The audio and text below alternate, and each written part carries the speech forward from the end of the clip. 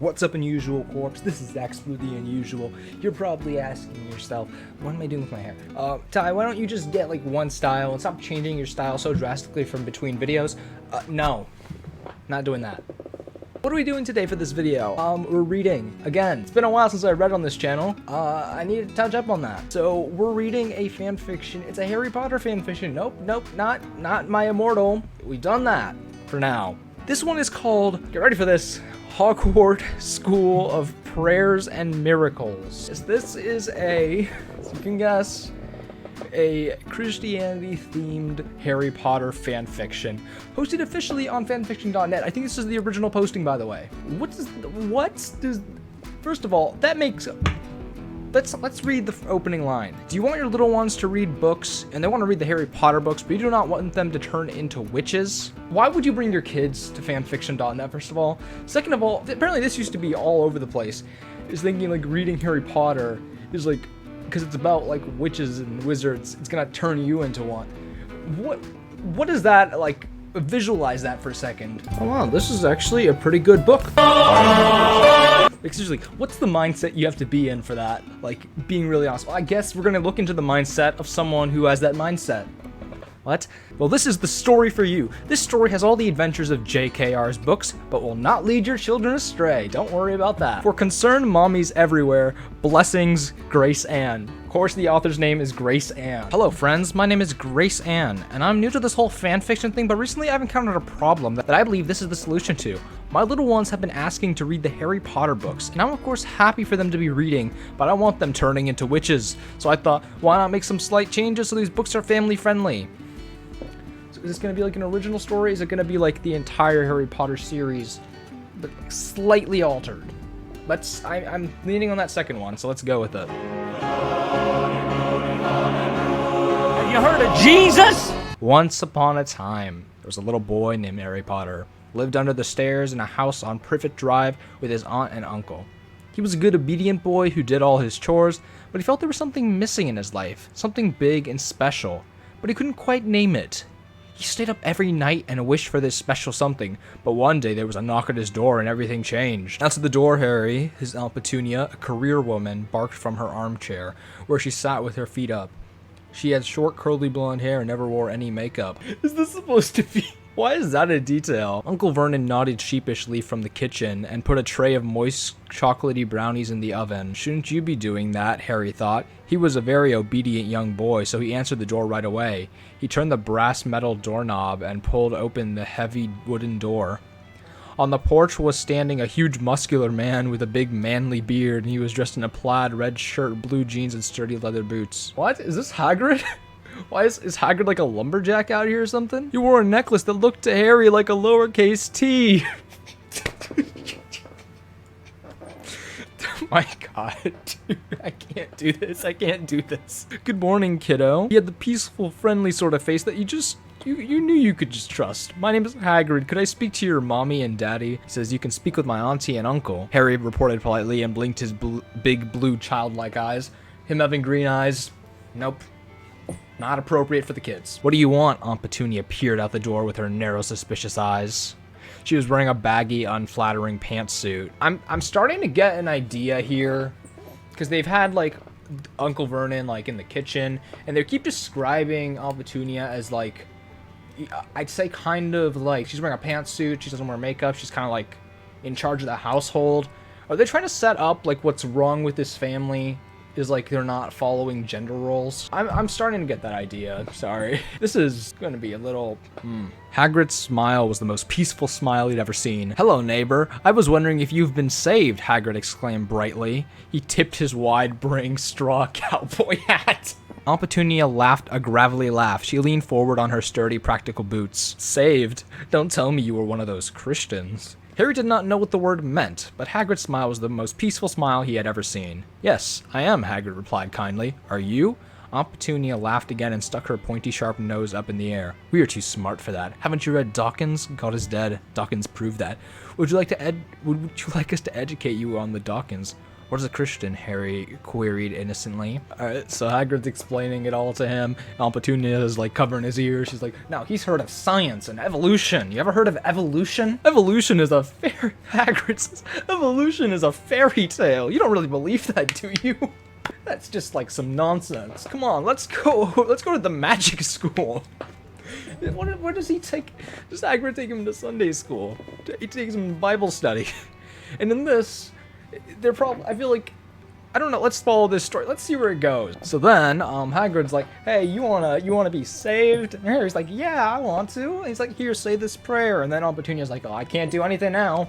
And then Harry is converted instantly. Harry's like, oh, I don't know how to do any of that. You just showed up at my door, dude. I don't even know. He's like, you gotta go to Hogwarts School of Prayer and Miracles. Did you put your name on the goblet of fire? Hello friends, I've been getting so many lovely, thankful messages from mommies everywhere, and I just want to say thank you all for your encouragement. I also, let's see where this goes. I also have been getting several messages saying that my story is bad because Harry Potter is not just about witches. It is also about friendship and kindness and bravery. Friends, this is exactly what I've been saying. Harry Potter has so many good things about it, but it still has witchcraft. So my children cannot read it. But that's why I am writing this, so they can have all the adventure and good morals of the Harry Potter books without any of that bad stuff bogging it down. I mean, Matthew 3:12, am I right? Sorry, let me Google real quick. Welcome back to X for the Unusual Bible Study.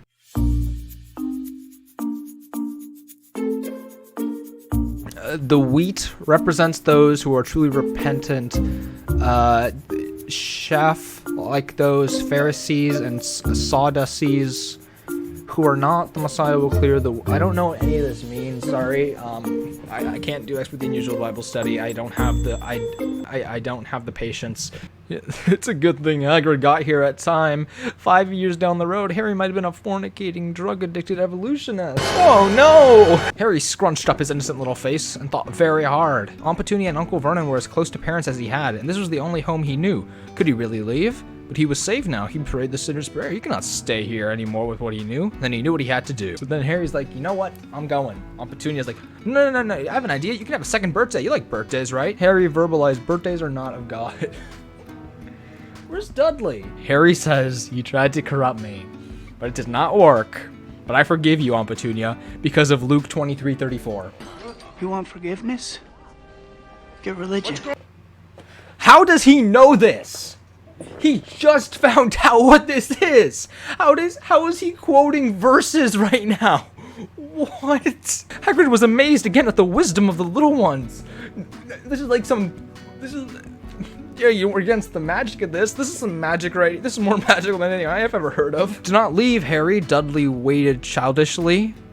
I must, Harry said, and stepped over on the threshold. Goodbye, Dursleys. I hope you two are saved one day. So Dudley was just there. All right. He and Hagrid began to walk down Private Drive. Private Drive.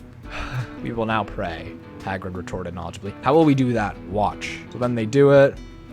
And dear Lord, take us to Hogwarts. So they got teleported away. A tall, thin man with a long, pointed beard and big wire spectacles stood in front of Harry. He was wearing a brown tweed suit and a nice matching hat. His shoes were made of leather and polished until they shone. Is shone a word? I do not know. A lovely, kindly young woman with flowing blonde hair and a pleasant heart-shaped face stood beside this holy man. Hello there, little one, the man greeted amicably. I am the Reverend Albus Dumbledore. Guys, I gotta... What's going on? What? I see a lot of things on this channel doing this series. Last time, Dumbledore was Bobby Moynihan. Now he's the Reverend. That's not the... This is my wife, Minerva. Why is McGonagall married to Dumbledore now? And she's also been de-aged a ton. What's the point of that? Seriously, what? Hey, yo, the pizza here. Oh, nigga! Hello friends, I've struggled a lot whether or not to keep going with this story, but a lot of praying, my husband and I have decided it's the right thing to do. We want our little ones to have good Christian literature to read. In this modern world, sometimes that can be hard to come by, so we will just have to make do. Pleased to meet you, Reverend Dumbledore.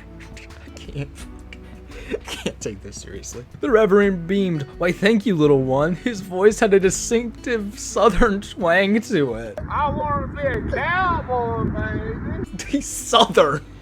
Why? He knew in that moment the Reverend was a man of God because he's southern.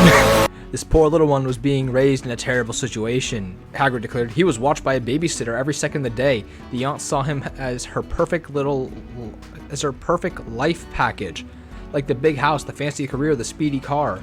None of this was communicated to us at all. How do characters just know this stuff? All right, Dumbledore turned to Harry and announced authoritatively, now you can start your classes tomorrow morning. Today you can get settled into your dormitory, but first, why don't you eat dinner with my family and me? Really? I've never had a family dinner before. Okay, can they... Sorry, it's just, besides like all the like just weird changes, they can't even get their own version of the story consistent. They treat it like the Dursleys like him in this one, right? So why is he like, oh, I never had a family dinner. I live under the stairs. And they're like, oh, we'll give you 2 birthdays, totally, if you stay with us. And then they're like, oh yeah, we really like this. It doesn't make sense. Seriously, this is... Alright, I read a lot of these things, like, and I see this stuff on the channel. It's like things that just don't make sense. But then it's like it can't follow its own rules of storytelling. I figure that can be managed at least. Like, if you're telling a bad story, at least follow the rules you set in place for yourself. Alright. So then they're all... Lord, please take us to the kitchen. This is how it works. Instead of magic, it's just they shout to God, take us to this place. You know, I could just be like, God, take me to a place with good content. I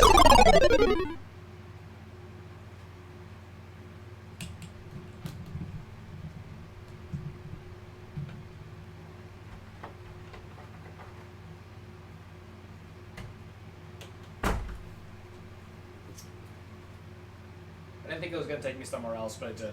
Wow, Harry shouted. He was still getting used to the power of prayer. Sometimes we take the wonderful things the Lord gives us for granted, such as teleportation. It takes a newcomer to the fold for us to understand just how blessed we are. Hagrid smiles. God's an amazing guy, you know? Me and God, yeah. He's a great guy, you know? Yeah, totally. He sure is, the Reverend's wife chuckled before getting down to her knees and raising her own hands upward. Dear Lord, please set the table with the sky blue cloth and the Sunday dishes. Please give us biscuits, fried golden brown gravy, creamy mashed potatoes, and my great Aunt Eleanor's corn casserole. It's the whitest thing I've ever heard. All these things appeared on the table exactly as the Reverend's wife had asked for them. Truly, this woman was a real Proverbs 31 wife. What does that mean? But anyways, why is... Seriously, McGonagall didn't do a thing here. She just asked, and it got... She just asked and it got given to her. Hermione, the Reverend, summoned loudly. Dinner time. Immediately and with cheerful obedience, an 11-year-old girl in a pretty pink dress and a matching bow came running down the stairs. She ran over to her father. What? Why is Dumbledore her father? How do you come up with this stuff? Welcome home, Daddy. She smiled and then turned to this wife. Can I help at all with dinner, Mommy? It is all prepared, thanks be to God. Why does she even...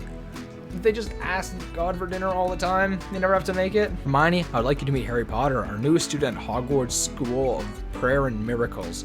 Harry, I'd like you to meet Hermione Granger, my beloved daughter. Pleased to meet you. Harry could barely respond. This was the most beautiful young woman he had ever come across. So different from all the girls in public school who were focused on trying to be like the career woman they saw on Sex and the City. And I've decided that I want to die. This can't be written by a real person. I don't need to point out what's wrong with that whole statement, obviously.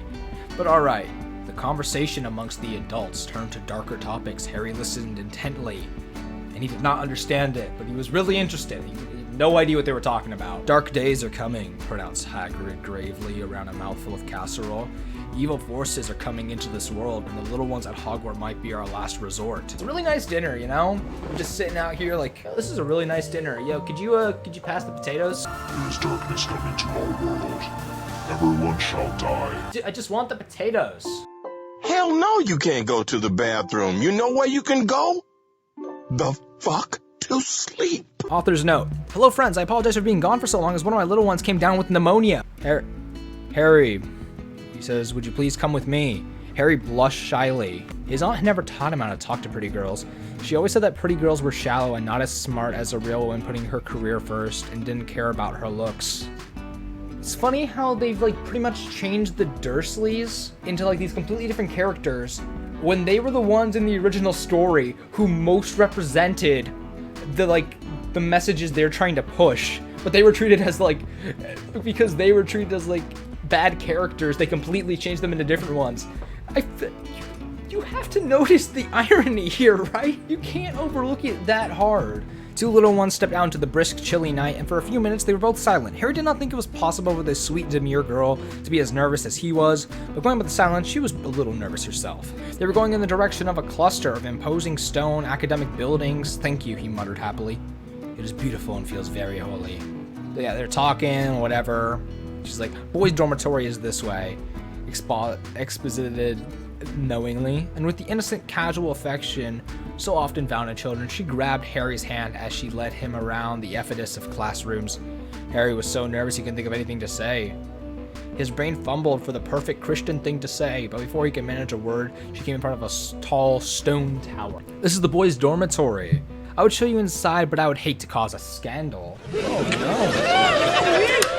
Alright, so Harry's heading in. She's like, wait, Harry, there's something you should know. What is it? My father says dark times are coming. There is a man named Voldemort who wants to destroy all that we stand for. He's pushing an agenda in Congress, which will stop us from practicing our faith fully.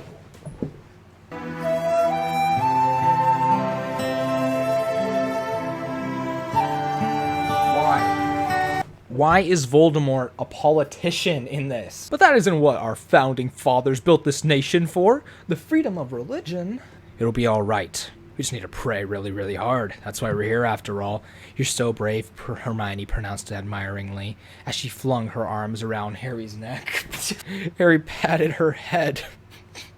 What the fuck? There was a door leading into the bedroom off the stairway corridor. Harry felt very lost for a moment, but a quick prayer showed him the way. I found the source of the ticking! It's a pipe bomb!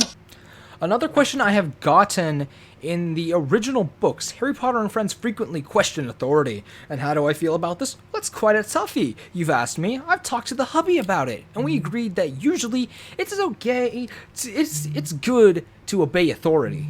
But when authority is acting contrary to the Lord, you should talk to that authority about it. You might just see authority figures making bad decisions in this chapter. Nobody's perfect except for the Lord. No, not even Reverend Dumbledore. Get religion. No matter what the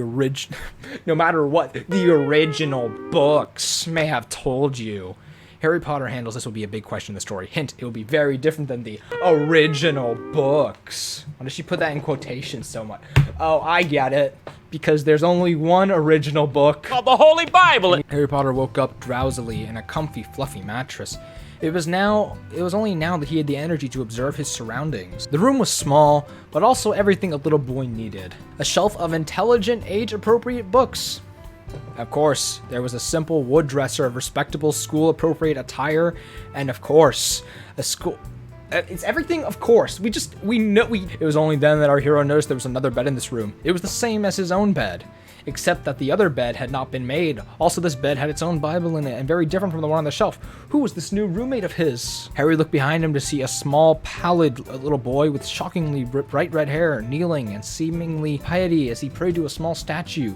At this shocking sight, Harry felt a horror, but he quickly composed himself and declared bravely, "Hello, friend. My name's Harry Potter. I take it we're roommates. What's your name?" Sorry if I'm, like, slurring some of the words, you know. Alright, so then, obviously, it's Ron, you know. But specifically, Ronald. They only call him Ronald. Anyways, I think Harry's mad because there's a statue. So then he invites him to breakfast, you know. And then he goes and he meets the Weasleys. Every Weasley. They're all here. Yo, this is Harry Potter. He's my new roommate.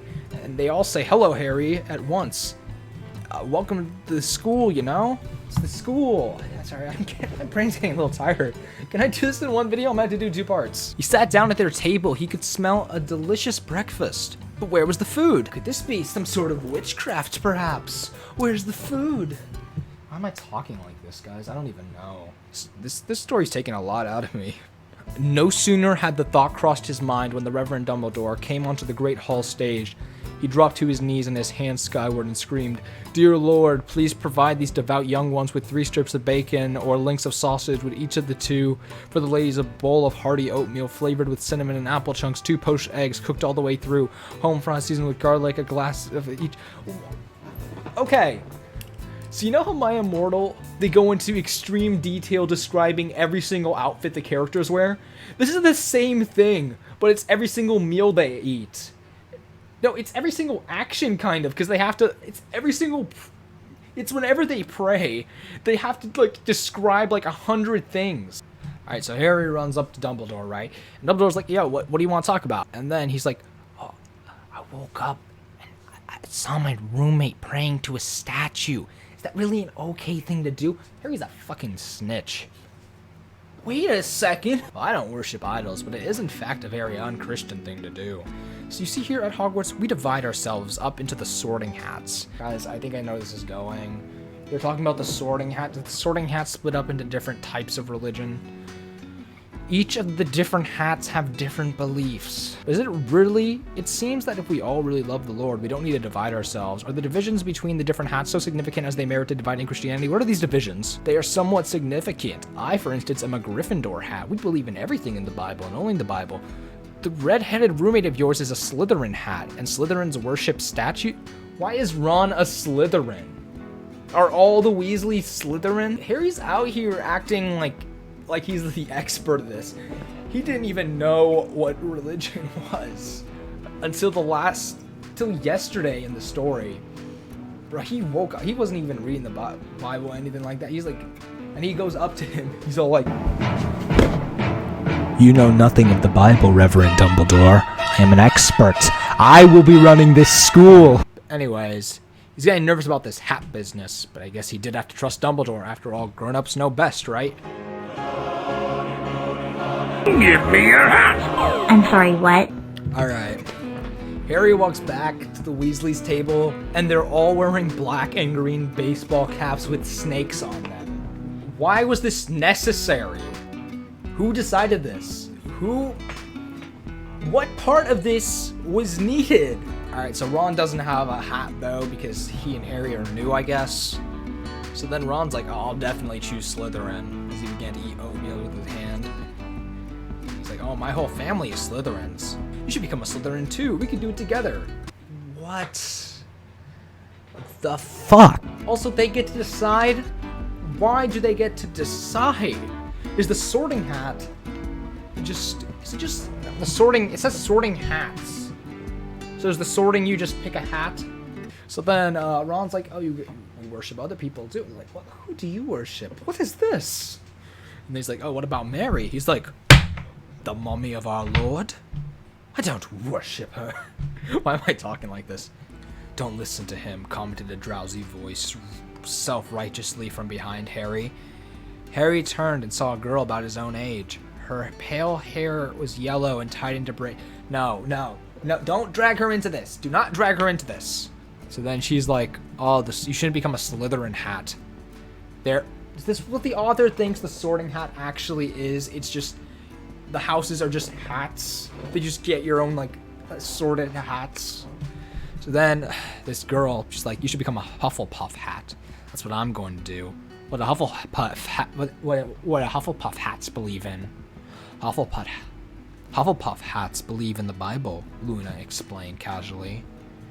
We don't do stuff against fornication and drinking socialism.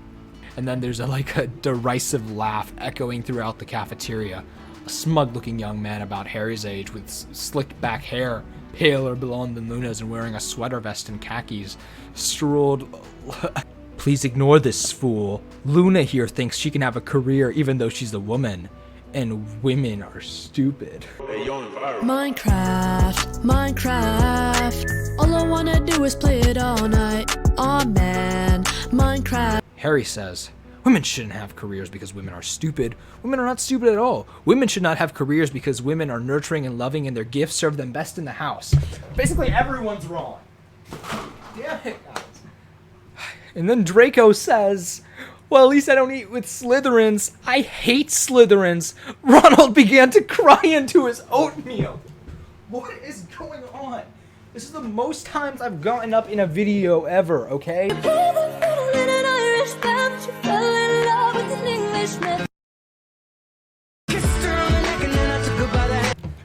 Alright, let's just read. Great Paul burst into applause as a yellow and red baseball cap with a lion embroidered on the front appeared on Harry's head. He hopped deftly off the table and landed on his little feet. He could feel the love of the Lord surging through him. He knew he'd made the right decision. Hermione runs across and gives him a hug, and she's all like, oh, I thought you were eating with that family. You were going to be a Slytherin. I'm glad you're a Gryffindor. And Dumbledore's like, yo, good job. Welcome to the Gryffindor hat. Welcome to the Gryffindor hat. So then they were very happy. And what happens next? Dumbledore's like, attention, as he holds the microphone from his mouth. Congratulations on picking your hats. I'm sure you've all chosen wisely. Harry hummed to himself. He knew the Reverend meant well, but was it really doing the other members of the other hats much good? To tell them that everything was the same when it wasn't? Wouldn't they all be happier if they knew how to read the Bible and take it seriously? Dumbledore thought he was making everyone happy. Perhaps he was in the short run, but in the long run, Harry was worried that he was doing more harm than good. God, Harry is so fucking annoying in this story. He's like, go get to know everybody. It's like Ravenclaw hats, gather around Mr. Moody. Hufflepuff hats, please gather around Mr. Sprout. All right, that's already... One's clearly more wrong than the other, but Slytherin hats, please gather around Mr. Finnegan. That is extremely wrong. And then Gryffindor hats, gather around Mr. Snape. It keeps getting worse and worse. Now at the beginning of the breakfast meal, Harry noticed a tall, mysterious-looking man with a long, dark head and gaunt, enigmatic features. He was dressed stylishly in a crisp black suit, and his tie made a shock of red in his otherwise totally black outfit. The dark hair on his pale chest was neatly trimmed, but... Wait, how can you see the hair on his chest if he's wearing like a full suit? I don't know if I can continue. I don't know how much more I can go on with this. How much of this can I take? I don't know, to be honest. That was like too much. Alright. You know what? If this video gets like 25 likes, we'll do another part. But until then, I'm not touching this thing. This story. Whatever you want to call it. Need to sit down, probably. Shred the like button if you want to see part 2 to this video series, reading this story. Comment, did you enjoy anything? I didn't. Subscribe to the second channel, Time, the gaming channel Explorer. Follow me on Twitter, Instagram, TikTok, Twitch, all at X for the Unusual. Subscribe to join the Unusual Corps. Do all that and more. Be yourself. Do what makes you happy. Peace out.